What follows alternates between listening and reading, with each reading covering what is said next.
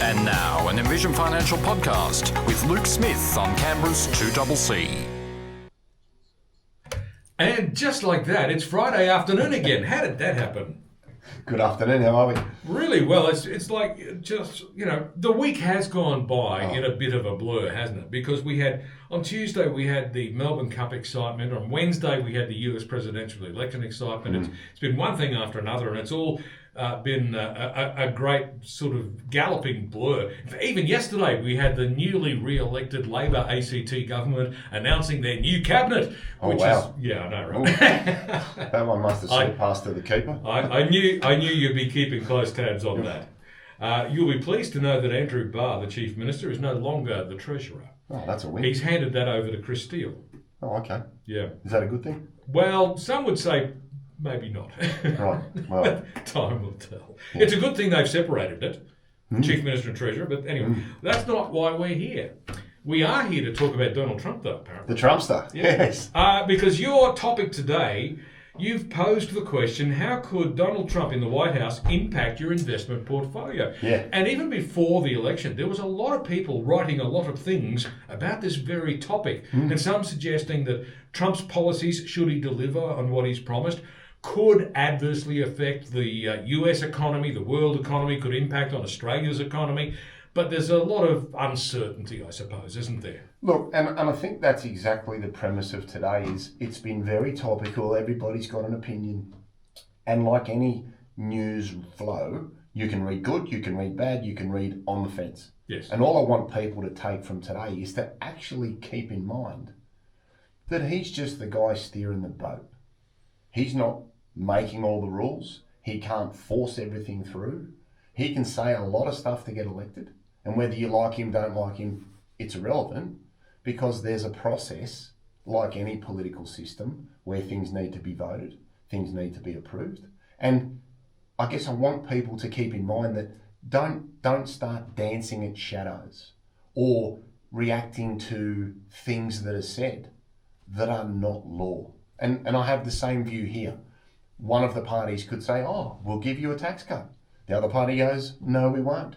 But until it gets royal assent, it's nothing. And I think that's where people now come in the office and, oh, what about Trump? And I've had people ring up and go, sell everything, sell everything. I've had some clients go, sell everything like end of October. Sell it, Trump. No. Now, well, look, the day of the election victory, guess what happened on Wall Street? 100%. Up by more than 1,000 points. And I've been saying it because it happened in 2016. Yeah. And this is what people need to keep in mind. Trump is pro-business, right? Which is generally pro-market. Yes. Now, there are a raft of things that people need to keep in mind as an aside to the guy steering the boat. Yes, there's influence. Yes, there's an ability to put through things. Yes, there's a big talk on tariff.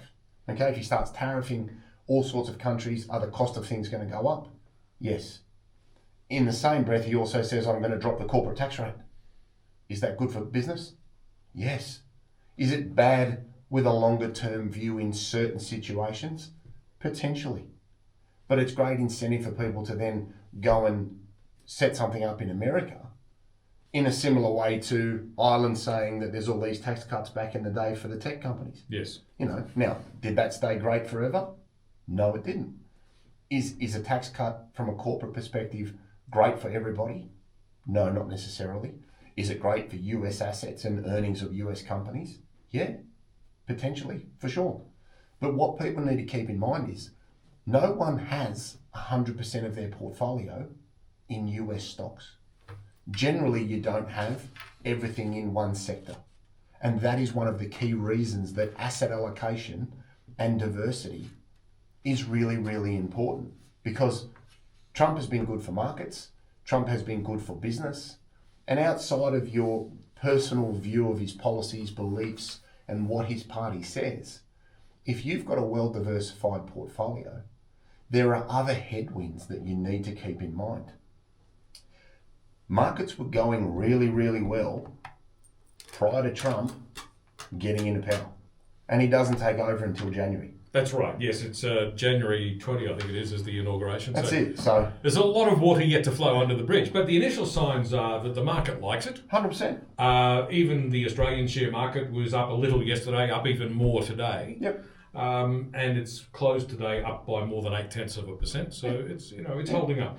And there might be concerns about international trade as time goes by, but we don't know yet exactly what Donald Trump is likely to do with tariffs. He's made some suggestions about what he may do, and that may come to pass. But as you say, there might be other decisions that are also made that counterbalance that. That's right. Another thing we need to keep in mind is markets were good before Trump got in. Yeah. We've had a stellar period in the Aussie market. We've had an amazing run in the US market. So we can't say that it's good just because of Trump. You look at inflation and interest rates in America, they've already had a 50 basis point cut. Yes. They're talking about cutting more. You've also got to remember that the 10-year bond rate in America is at record levels. Now, here was a fun stat that will melt most people's brains driving down the parkway. Their debt is increasing by $1 trillion roughly every 100 days. Wow. Now, if he comes in and starts doing A, B, and C, and a ton of spending occurs, and that debt continues to rise, we're getting to levels now where 10-year bond rates are at, very, very high levels, which is saying, hang on, we're starting to become really concerned about our capacity to service this debt.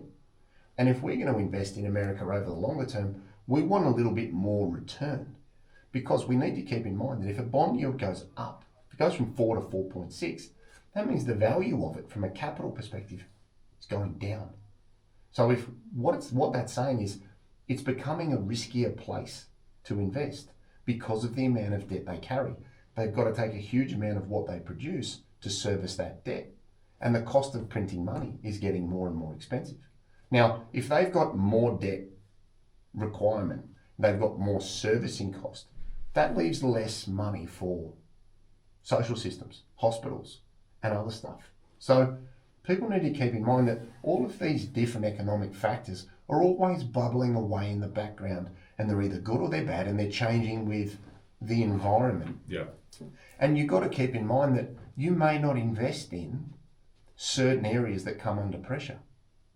A good example could be he's pro-fracking, he's pro-drilling, he's pro-oil, he's sort of anti-green.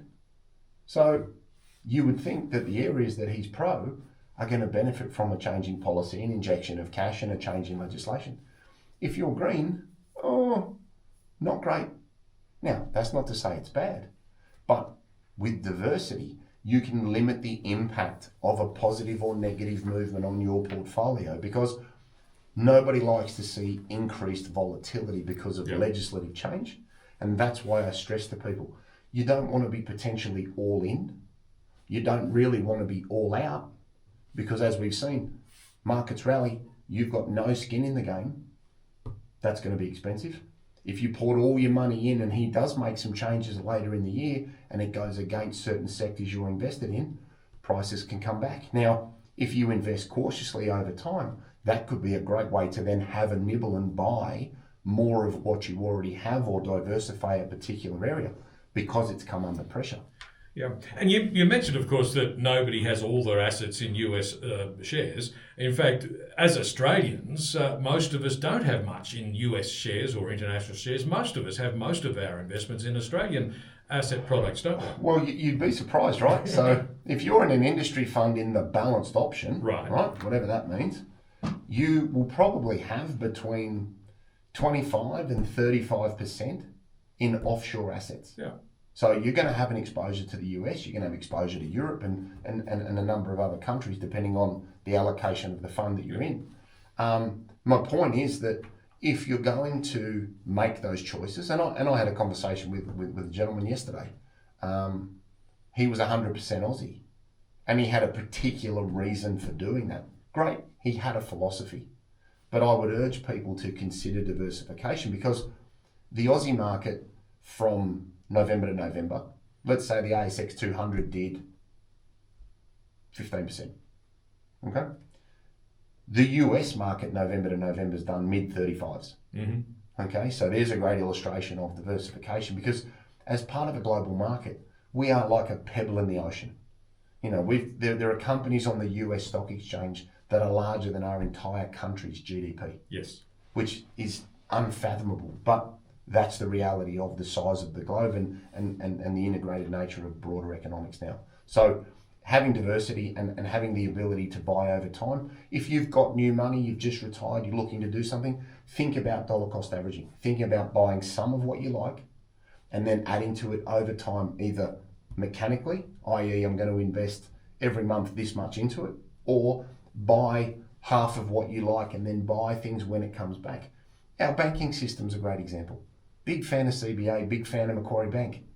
Not a massive fan of CBA at 145. Big fan of it at 100. Probably be a bigger fan of it at 120. My point is, if you're going to hold $100,000 of it in your portfolio as part of a broader total, you might buy half and then sit out and just wait. Because you need to remember, why am I buying it? And more importantly, what is it doing for me? Because if you buy CBA at the moment at 145, you're not getting the amazing yield that banks have provided for many, many years because of the price of the stock. Yes. Okay, because the yield is earnings into the share price. So if the share price has rallied, the yield you're getting falls. So you might want to buy some so you're not out altogether, because it could go to 200 and you've missed out. But if you've got half in and it rallies, okay, you've got some skin in the game. That's why I stress to people, investing everything in one go at the top of historical prices is dangerous, but also sitting out and being too cautious is also just as dangerous, because you may wait for a pullback that doesn't come. And we've seen both sectors, Australia and America, be very strong over a number of years and provide some wonderful returns. And people need to keep in mind that the annual return they've got now is not a normal return. You know, if your portfolio's done 20, 22%, which is sort of what a 70-30 mix of assets is doing November to November, 6 to 8% is an average return for that risk profile over time. So you've probably had 2 or 3 years return in 1 year. So if for the next 12 months it was relatively flat or went sideways, don't be upset. You've been rewarded. And you need to keep that in mind. You can't have a goldfish-like mentality of, oh, we'll do that next year. No, probably not. But the US is forecasted to provide a double-digit return, which is fantastic.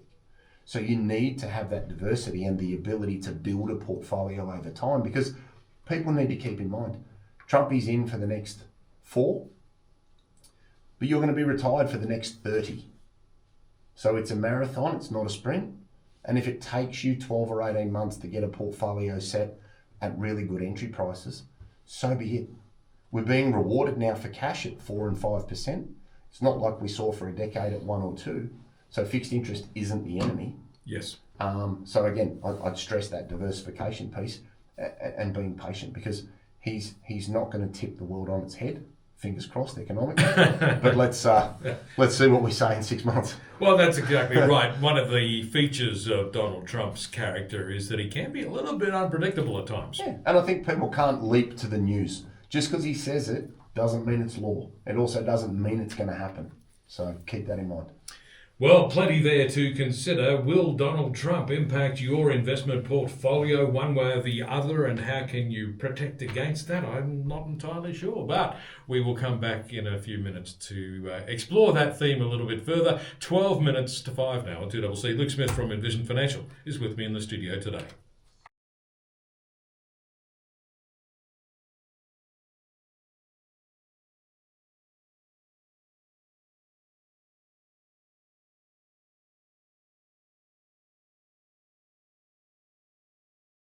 Back to Luke Smith and how Donald Trump could impact on your investment portfolio.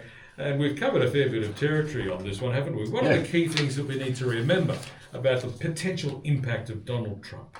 Yeah, look, I think you can have good and bad in any market and in any sector for a range of different reasons. And people need to keep in mind that diversification is the key. Don't have all your eggs in one basket.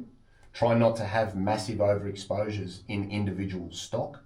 You can have too much of a good thing, because if it does turn on you, it'll have a significant impact on the value of your assets. And that may influence not just how you feel, but decisions that you make.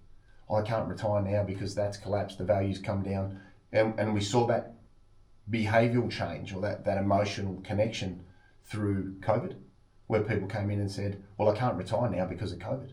And I used to say to people, you're going to spend it all in 12 months? Well, no.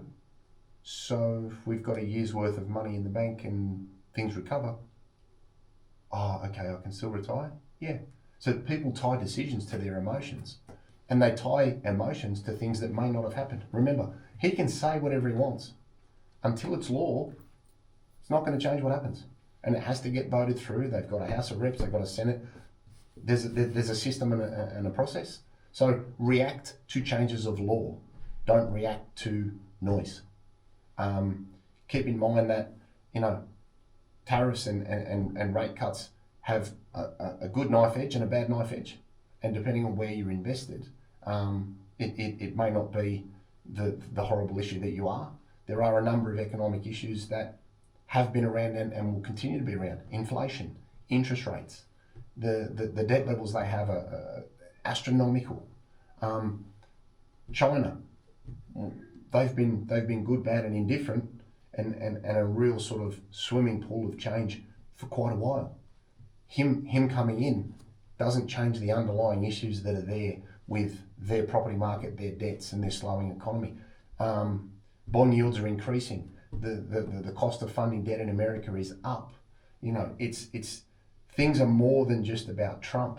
You've got to keep things in perspective from a global standpoint, because each of these economic events or economic conditions, considerations, if you like, have their own merit and their own problems. So, we've seen inflation slow here.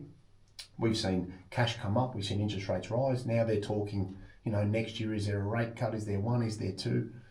Markets are looking forwards. Markets aren't really worried about what's happening right now. They're looking down the road to say, okay, well, what could happen in 12 months and how do we react to that? So a rate cut early next year, one's probably priced into the market, potentially two. Now, do we see them? Maybe, maybe not. But we don't sit on the sideline in totality. As I said before the outbreak, being fully invested with new money, buying in at record highs can be dangerous. Sitting out and waiting for the perfect times for things to pull back can be dangerous. And we've just seen markets rally strongly just because Trump got in. Nothing's changed economically underneath. It was just a change in the news flow. And we've seen that with other things like inflation numbers. Oh, we thought they'd be this, they were that. Markets fall. What happens? Markets come back. So keep things in perspective, be well diversified, average into new sectors, understand where your money's invested, and look to buy on weakness to add to areas that you like. But try not to have an all-inclusive belief of 100% in or 100% out, because being too slow and too fast, as I say in the office, can be just as dangerous as each other. And always remember, as far as Donald Trump is concerned, it's only another 4 years. What could possibly go wrong? Where can listeners get more information? Yeah, office number 62604749. We've got envisionfinancial.com.au on the internet. We've got the Strategy Stacker, Luke Talks Money on iTunes and Spotify. We've got the Strategy Stacker on the Tiki Toker. We've got a Smart Money Strategy, your ultimate guide to financial planning. And I must say, wonderful feedback from last week's show. I've had numerous Zoom meetings this week and people have had the software upgraded, updated, cameras working, Excellent. Mics working. Last week's show's been wonderful, so keep up that change of behaviour into Christmas and everybody will stay friends. Indeed they will. Luke, thanks very much for joining us today. See you next week. Luke Smith from Envision Financial will be back with us again next Friday afternoon at the same time to talk finance matters once again. It's about 3 minutes to 5. News is next.